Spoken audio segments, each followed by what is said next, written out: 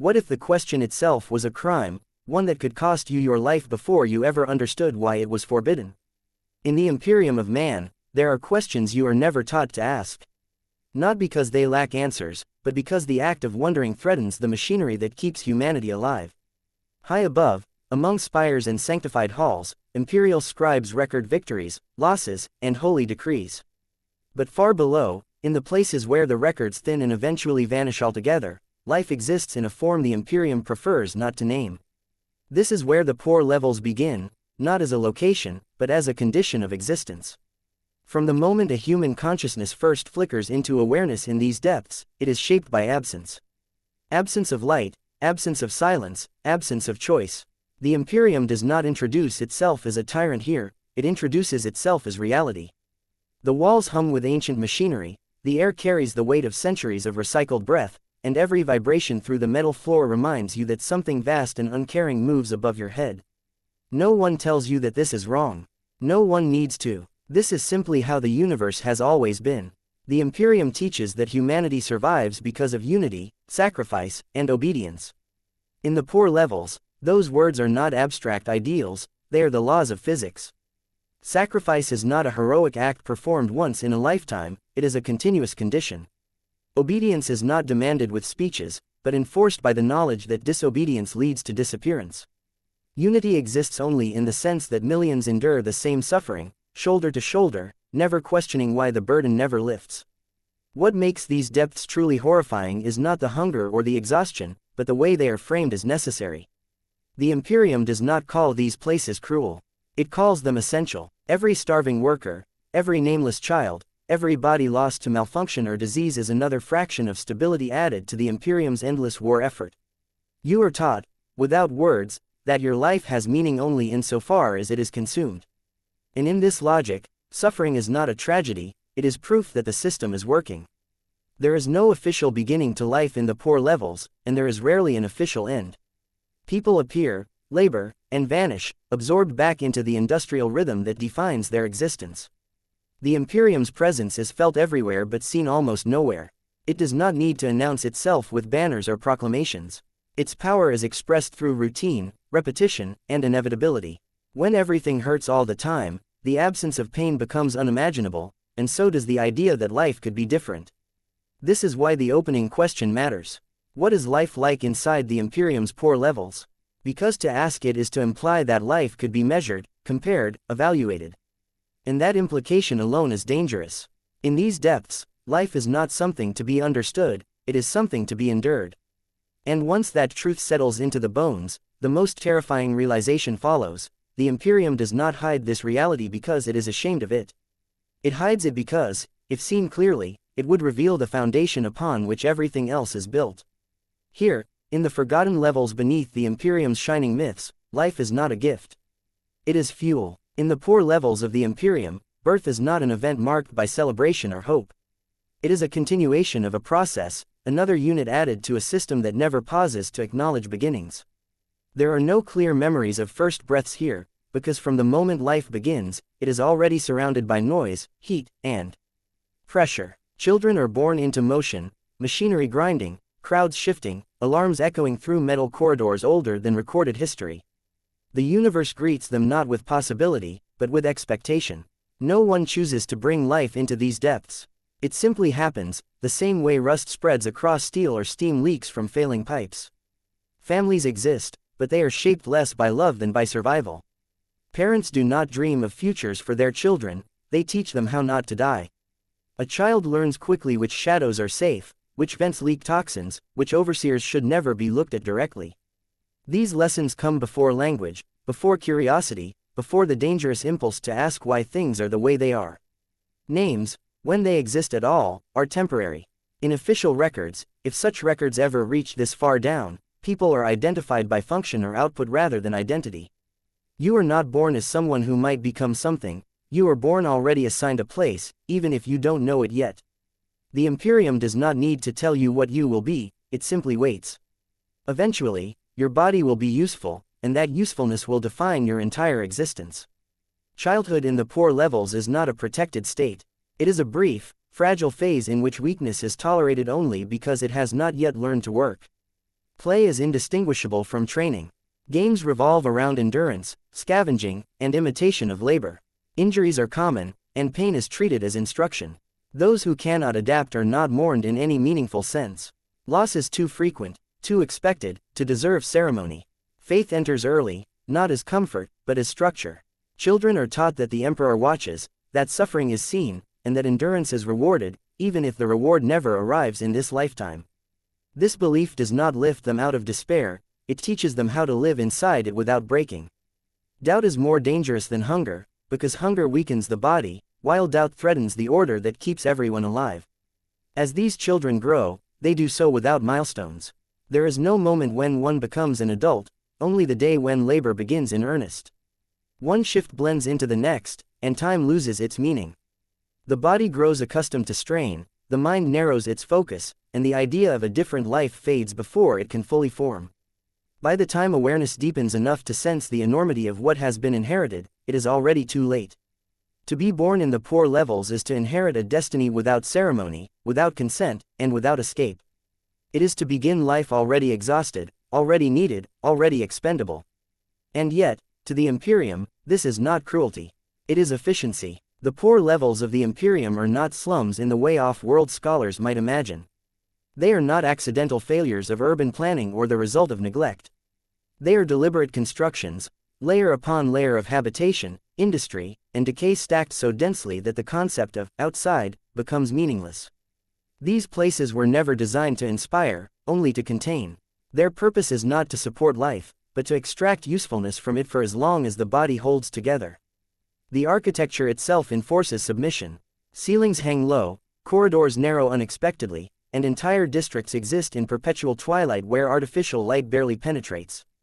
Walls sweat with condensation and chemical residue, and the air carries a taste that never quite leaves the mouth. Nothing here invites reflection or rest. Every surface reminds you that space is rationed, movement is controlled, and comfort is an inefficiency the Imperium cannot afford.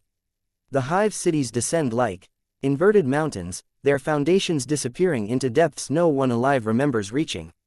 As you move lower, the structures grow older, more unstable, patched and repurposed countless times across millennia. Entire habitation blocks are built atop ruins of previous ones, forming a geological record of human occupation written in steel and bone. People live their entire lives in spaces originally designed for machines, adapting themselves to the environment rather than the other way around. Sound is constant and inescapable. The endless vibration of generators, conveyors, and ventilation systems creates a background noise so persistent that silence becomes unsettling when it appears. This mechanical heartbeat shapes thought itself. Sleep comes in fragments, dreams are shallow, and moments of quiet feel unnatural, as though something vital has failed. The city never rests, because the Imperium never can. Light, when it exists, is functional rather than illuminating. Harsh lumens flicker overhead, casting long shadows that distort faces and erase details. There is no cycle of day and night, only work shifts and exhaustion. Over time, the concept of natural rhythms fades. Bodies adapt poorly, but they adapt nonetheless. Pale skin, strained eyes, and shortened breath become the norm, visible evidence of an environment that consumes more than it gives. Perhaps the most unsettling aspect of these structures is how easily people disappear within them. A wrong turn can lead to forgotten corridors where maintenance ceased generations ago. Entire communities exist without official acknowledgement, surviving in pockets of decaying infrastructure the Imperium has not yet found useful again. When collapses occur, and they often do, they are treated as logistical inconveniences, not human tragedies. New pathways are carved, new workers redirected, and the machine continues. In this way, the architecture becomes an extension of Imperial philosophy. It does not oppress through overt cruelty, but through indifference. The poor levels teach their inhabitants a single, relentless lesson: you are small, replaceable, and temporary. The walls will outlast you. The city will remember nothing. And the Imperium will move forward, unchanged, whether you endure or vanish into the depths.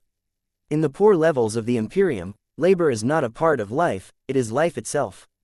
There is no clear boundary between existing and working, no moment when one ends and the other begins. From the time a body becomes capable of sustained effort, it is absorbed into the endless cycles of production that keep the Imperium alive. Work is not framed as a choice or a duty, it is presented as a natural law, as unavoidable as gravity. Shifts are not measured by clocks in the conventional sense. Time is tracked through fatigue, through the gradual dulling of pain, through the way muscles learn to function despite constant strain. Rest is granted only when exhaustion threatens efficiency. Even then, it is brief and unsatisfying, taken in cramped spaces where sleep never fully erases awareness of the machinery humming just beyond the walls. To rest too deeply is dangerous, it risks missing the signal to return, and absence is noticed quickly. The labor itself varies in form but not in consequence. Some work assembly lines that stretch beyond sight, repeating the same motion thousands of times a day. Others maintain ancient systems they barely understand, keeping relic machines alive through ritualized procedures passed down without explanation. Many perform tasks so hazardous that injury is expected rather than feared.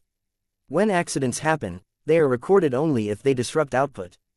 A crushed limb, a burned body, a sudden death, these are resolved by reassignment and replacement. Compensation is a concept stripped of meaning. Workers are not paid in a way that allows improvement, only survival. Rations, shelter, and continued permission to exist are the rewards for compliance. The idea of advancement is almost mythical. Promotion, when it occurs, usually means a different kind of suffering rather than escape from it. The system does not elevate individuals, it reallocates them. What makes this labor truly insidious is the way it is sanctified. Work is framed as worship, effort as prayer. To endure pain without complaint is to honor the emperor. To fail is not merely weakness, it is spiritual inadequacy. This belief seeps into every thought, transforming exploitation into virtue. People do not simply work because they must, they work because they are taught that doing so gives their suffering meaning. Over time, the body adapts in ways that are both remarkable and horrifying. Hands grow calloused beyond recognition, backs curve permanently under weight, lungs learn to function in air never meant to be breathed. Medical intervention is minimal and pragmatic. If a worker can still function, treatment is unnecessary. If they cannot, they are replaced. Compassion is a luxury reserved for places where productivity is not constantly under threat. Eventually, every worker learns the same truth: there is no finish line. There is no moment when enough has been done. Labor does not lead to freedom, comfort, or acknowledgement. It leads only to further labor, until the body finally gives out. And when that happens, the Imperium does not mourn. It simply continues, fed by the countless lives spent in its service, each one reduced to a statistic, a component, a forgotten contribution to a war that will never end. Hunger in the poor levels is not a crisis, it is a condition. It never fully disappears, never reaches a dramatic peak, and never resolves. It lingers as a dull, persistent ache that shapes behavior and thought. Food arrives in measured portions, processed and recycled beyond recognition, stripped of taste and texture. Its purpose is not nourishment in the human sense, but functionality. It keeps bodies moving just enough to remain useful. No one asks where the food comes from. The question itself feels dangerous, unnecessary. What matters is that it arrives, usually late, sometimes spoiled, occasionally insufficient. People learn to eat quickly, to waste nothing, to suppress disgust. Children grow up without ever understanding what satisfaction feels like. Hunger becomes the baseline from which all other sensations are measured. Disease thrives in these conditions, but it rarely causes panic. Illness is too common to inspire fear, too familiar to demand urgency. Coughs echo endlessly through the corridors, skin lesions go untreated, and fevers are endured until they either break or carry the body away. Medical care exists, but it is rationed according to utility. Treatment is provided not to save lives, but to preserve output. If a worker can still function, intervention is delayed. If they cannot, intervention is often deemed unnecessary. This constant exposure to pain and decay reshapes the way people perceive themselves and others. Empathy erodes, not out of cruelty, but exhaustion. When everyone is suffering, attention becomes a scarce resource. To dwell on another's pain is to risk becoming overwhelmed by one's own. As a result, compassion narrows, reserved only for those whose survival directly affects yours. The Imperium reinforces this acceptance subtly and relentlessly. Suffering is framed as a test, disease is a burden to be carried with faith. Those who endure without complaint are praised, while those who falter are quietly removed from sight. Over time, people stop imagining relief as a possibility. The idea that life could be otherwise feels abstract, almost heretical. Children absorb this normalization early. They learn to ignore aches, to work through sickness, to treat injury as inconvenience rather than alarm. By adulthood, the body is already worn, and the mind has adapted to constant discomfort. Pain no longer signals danger, it signals routine. In this way, the poor levels do not merely inflict suffering, they teach people how to live inside it. Hunger, disease, and decay become part of the environment, as unremarkable as the metal walls and the endless noise. And when suffering becomes normal, resistance becomes unthinkable. In the poor levels of the Imperium, faith is not optional. It is introduced early, reinforced constantly, and woven into every aspect of existence. The Emperor is not presented as a distant symbol or philosophical ideal, he is taught as the reason the world continues at all. His unseen presence fills the spaces where comfort, justice, and understanding should be. When suffering has no clear cause and no visible end, belief becomes the structure that holds the mind together. Prayer replaces explanation. When machinery fails, when disease spreads, when entire habitation blocks collapse, the response is ritual rather than inquiry. Litanies are spoken, symbols traced, and the event is folded into a narrative of divine will. This framing does not remove pain, but it gives it direction. Suffering is no longer random, it is meaningful. And meaning, even when cruel, is easier to endure than chaos. Religious instruction in the poor levels is simple and repetitive, designed to be absorbed without question.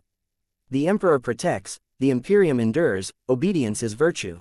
Heresy is not defined by specific acts so much as by deviation, thinking differently, doubting openly, or imagining alternatives.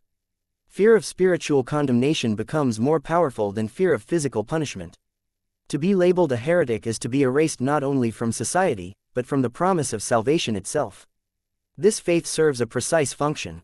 It channels frustration away from the system and inward, transforming suffering into a personal trial rather than a structural failure. If life is unbearable, the fault lies not with the Imperium, but with one's own weakness of spirit. In this way, belief becomes a tool of control far more effective than force. People police themselves, suppress their doubts, and silence one another in the name of survival. Moments of communal worship offer brief relief.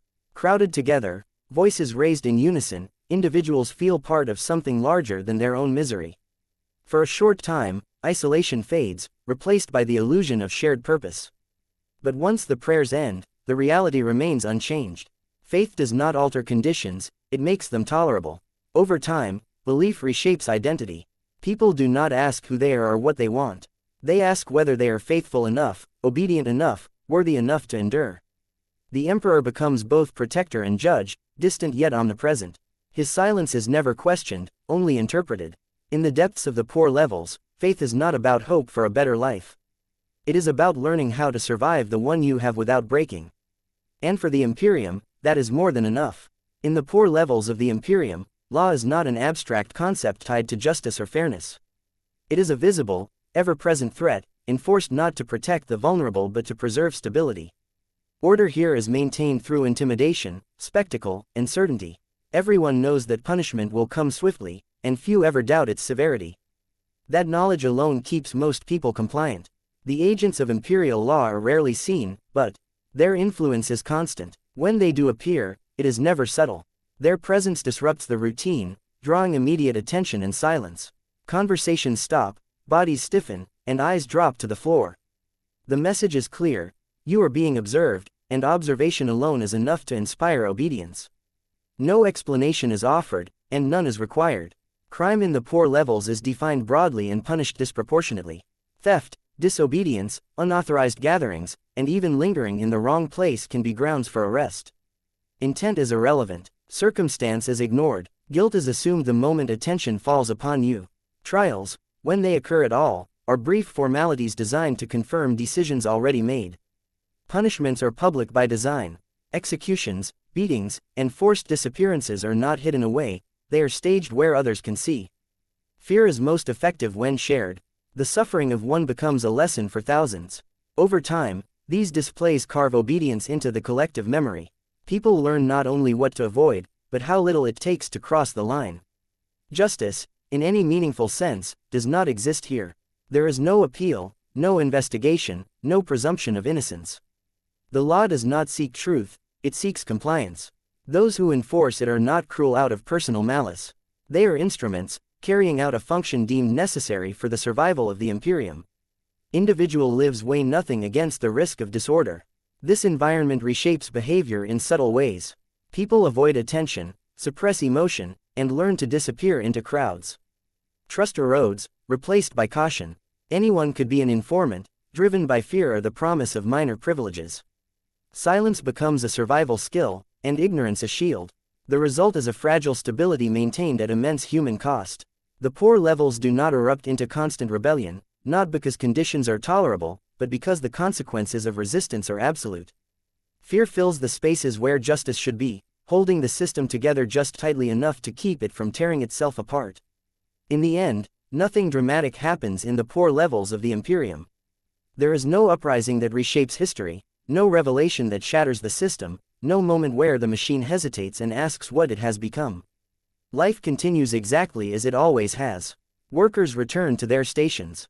Children grow into laborers. The sick either recover enough to function or quietly disappear. The lights flicker, the machines grind on, and the Imperium remains unchanged. That is the final truth, more terrifying than any act of violence. The suffering of the poor levels is not a temporary failure or a problem waiting to be solved. It is the foundation. These depths exist so the Imperium can endure endless war, endless expansion, endless survival at any cost. Billions live and die unseen so that humanity, as an idea, can continue to exist among the stars. Their misery is not an oversight. It is a requirement. Those who live here rarely articulate this truth, but they feel it. It settles into their bones with age, a quiet understanding that nothing they do will alter the shape of their lives. Hope fades, not in a moment of despair, but through repetition. Each day resembles the last too closely to justify belief in change. Eventually, endurance replaces resistance, and acceptance replaces anger. And yet, the Imperium calls this victory. Humanity still stands. The Emperor still reigns. The galaxy has not claimed mankind's final breath. From a distance, from the heights of spires and the glow of propaganda, the system appears strong, unified, and eternal. Only in the depths does the cost become clear. Here, life is reduced to function, identity dissolves into labor, faith replaces justice, fear replaces order, and suffering becomes so ordinary that it no longer feels like cruelty, only reality. The poor levels do not ask for mercy, because they have never been taught that mercy is something the universe provides. So when we ask what life is like inside the Imperium's poor levels, the answer is not found in any single story or moment. It is found in the quiet continuation of it all. In the way the system never needs to explain itself. In the way humanity survives by consuming its own. And the final question lingers, long after the noise fades and the lights dim. If this is the price of survival, and this is the future humanity chose, even after the acceptance of suffering becomes second nature, life in the poor levels evolves in subtle, invisible ways. Children who grow into adults inherit not only labor but the memories of generations compressed into the habits of survival. Stories of brighter worlds above are whispered like forbidden fables, legends of light, fresh air, and open spaces. These tales are never confirmed, and yet they persist, a dangerous ember of curiosity smoldering beneath layers of indoctrination. The mere thought of a life beyond the hive is enough to inspire both awe and terror, because the mind cannot reconcile freedom with the reality of oppression it knows so well. Society within the lower levels adapts around scarcity and inevitability. Communities form in pockets, organized by necessity rather than choice. Survival requires cooperation, but trust is a luxury few can afford.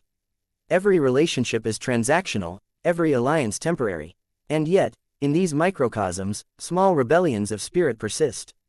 Children teach one another forgotten games, workers share forbidden knowledge about machinery and medicine, and in the shadows, a quiet defiance simmers, not loud enough to challenge the Imperium, but enough to remind inhabitants that they are alive, not merely functional.